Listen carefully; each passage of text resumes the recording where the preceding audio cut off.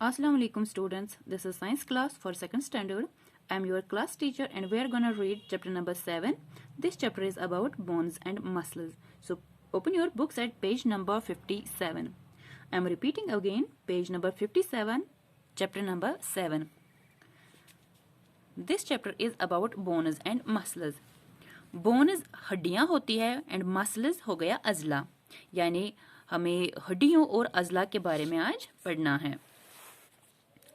Identify the animals, write the correct letter to name them. यहाँ पे कुछ animals की शक्लें दी गई है लेकिन उनका यहाँ पे सिर्फ स्केलेटन है, हड्डियों का ढांचा है. हमें इन एनिमल्स को पहचानना है और उनके नीचे नाम लिखना है. सबसे पहले है dinosaur, fish, frog, ostrich and wolf. इन एनिमल्स का आप यहाँ देख सकते हैं, यहाँ पे सिर्फ हड्डियां हैं, इनमें इनके सिर्फ बोन्स है, मसल नहीं है इसमें. तो ये जो बोन्स इस तरह से जुड़े हुए होते हैं, इनका एक फ्रेमवर्क बन के इनका स्केलेटन बन गया, यानी हड्डियों का ढांचा है ये. Turn the page. तो आज हमें क्या पढ़ना है? Bones and muscles. शुरू करते हैं. Our body is made up of bones and muscles. Press your upper arm. The portion that feels hard to touch is the bones. The portion that feels soft to touch is the muscles. जो इंसान की body होती है, जो हमारी body होती है या एनिमल्स की जो बॉडी होती है, वो बोन्स और मसल्स से बनी हुई होती है, वो हड्डियों और अजला से बनी हुई होती है.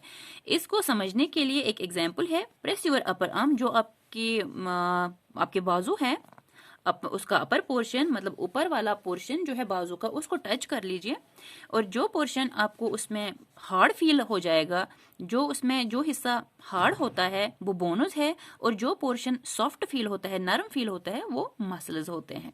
इन शॉर्ट आपको करना क्या है, आपको अपनी जो बाजू है उसको आपको प्रेस करना है.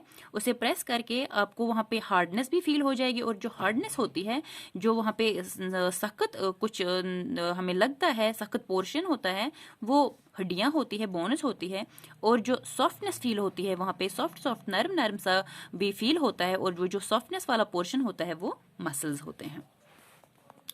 Now bones. The human body is made up of 206 bones. In the activity on the previous page, you could identify the animals by looking at their framework of bones or skeleton.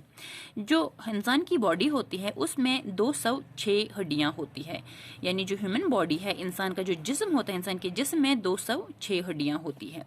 Previous page पे जो हमने activity की है, इस page पे हमने जो activity यहाँ पे देखी है इन एनिमल्स की, इस जिस तरह से इनके जो हड्डियां ज्वाइन होके इनका स्केलेटन बन गया, इनके हड्डियों का ढांचा बन गया है, बिल्कुल इसी तरह से जो इंसान होते हैं, इंसान बॉडी होती है, in the same way the bones in the human body join together to form the human skeleton. बिल्कुल इसी तरह से जो ह्यूमन बॉडी होती है, जो इंसान का जिस्म होता है, उसमें भी हड्डियां जुड़ के इसी तरह का ह्यूमन स्केलेटन बनाता है. यहाँ पे ह्यूमन स्केलेटन की एक तस्वीर भी दी गई है. ये है ह्यूमन स्केलेटन, यानी इंसान के हड्डियों का ढांचा. इसी तरह से हड्डियों का ढांचा होता है. Functions of the skeleton. ये जो स्केलेटन है, हड्डियों का ढांचा है, इसके फंक्शंस क्या है, ये क्या करता है? The skeleton helps us to stand straight and walk. It gives shape to our body. It protects the delicate inner parts of our body. जो स्केलेटन है, स्केलेटन सबसे पहले हमें स्ट्रेट खड़ा रहने में, यानी सीधा खड़ा रहने और चलने में मदद करता है.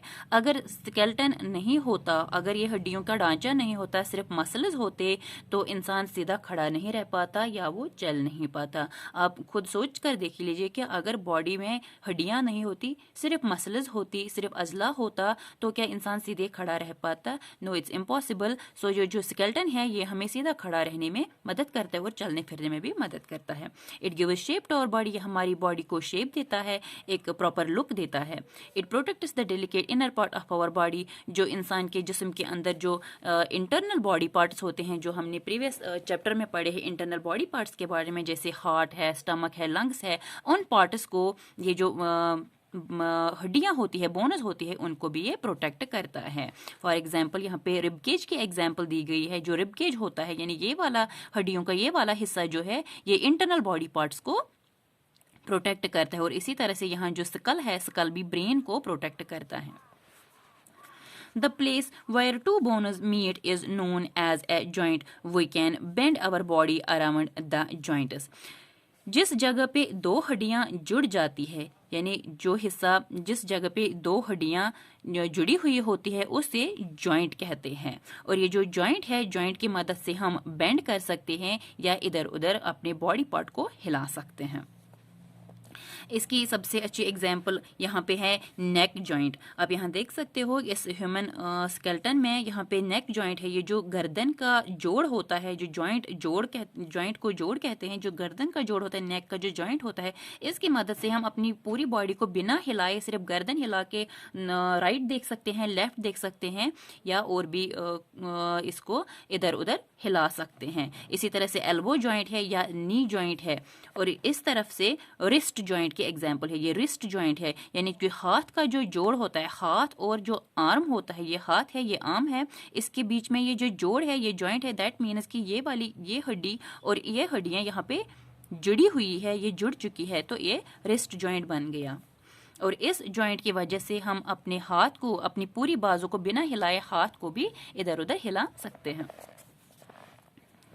यहाँ ऊपर नो मोर दिया गया है। A baby has about 300 bones, but an adult has 206. Many bones, such as those in the skull, join together as the baby grows.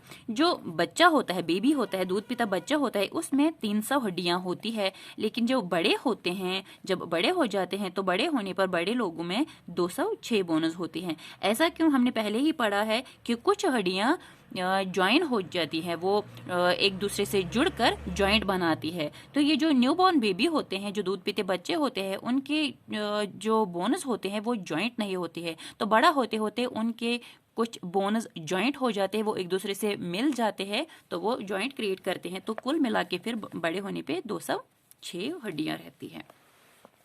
आज के चैप्टर में हम यहाँ तक ही पढ़ेंगे बोनस के बारे में। दूसरे लेसन में हम मसल्स पढ़ेंगे।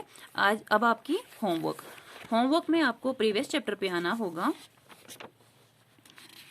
आप टर्न कर लीजिए page number 50, it's page number 53। Page number 53 पे हमने आपकी होमवर्क रखी थी। आपकी होमवर्क थी क्वेश्चन नंबर 1, क्वेश्चन नंबर 2 और क्वेश्चन नंबर 3, ये आपकी होमवर्क थी। और आज आपकी जो होमवर्क है वो है question number 4, right true false. इसमें भी आपको क्या करना है, नोट्स की मदद से आपको ये जो एक्सरसाइज है ये करनी है। और इस वाले पेज पे, पेज नंबर 54 पे क्वेश्चन नंबर 5 है, क्वेश्चन नंबर 6 और क्वेश्चन नंबर 7। ये आपको नोट्स की मदद से करने हैं। पहले बुक पे करना है और उसके बाद इसको लर्न करना है, यानी क्वेश्चन नंबर 7 को लर्न करना है और क्वेश्चन नंबर 4 को इस तरफ से लर्न करना है। अब यहाँ पे रह जाता है क्वेश्चन नंबर 6। क्वेश्चन नंबर 6 जो है, आंसर द फॉलोइंग। इसमें 5 पार्ट है, मैंने 5 क्वेश्चंस है। ये आपको नोट्स की मदद से अपने नोटबुक पे उतारने हैं, यानी जिस तरह से आप नोटबुक मेंटेन कर रहे थे बिल्कुल उसी तरह से नोटबुक को मेंटेन करना है, यानी नोटबुक बनानी है, उस पर चैप्टर नंबर देना है और फिर ये क्वेश्चंस लिखने हैं। ये क्वेश्चंस आपको ऑलरेडी आपके नोट्स पर लिखे हुए हैं, तो वहाँ से आपको ये उतारने हैं अपने नोटबुक पे। ये याद ध्यान रखना है कि नोटबुक आपको बहुत अच्छे से मेंटेन करनी है, अपनी हैंडराइटिंग का ख्याल रखना है। और सबसे इम्पॉर्टेंट जो बात है, आपको ये जो नोटबुक है, ये जो आपको होमवर्क लिखना है, ये आपको खुद से लिखना है, ना कि किसी की हेल्प से। और जो उसके जब आप ये लिखोगे, जब नोटबुक पे आप ये क्वेश्चंस उतारोगे, आप ये लिखोगे, तो उसके बाद आप मुझे अपनी होमवर्क व्हाट्सएप पे सेंड कर देना। तो ये है आप आज की होमवर्क। ये क्वेश्चन जो एक्सरसाइज है, एक्सरसाइज लर्न करनी है, क्वेश्चन नंबर 4 और क्वेश्चन नंबर 7, और ये जो क्वेश्चन नंबर 6 है, इनको आपको नोटबुक पे उतारना है। तो आज के लिए इतनी ही होमवर्क। अपना ख्याल रखिएगा। अल्लाह हाफिज।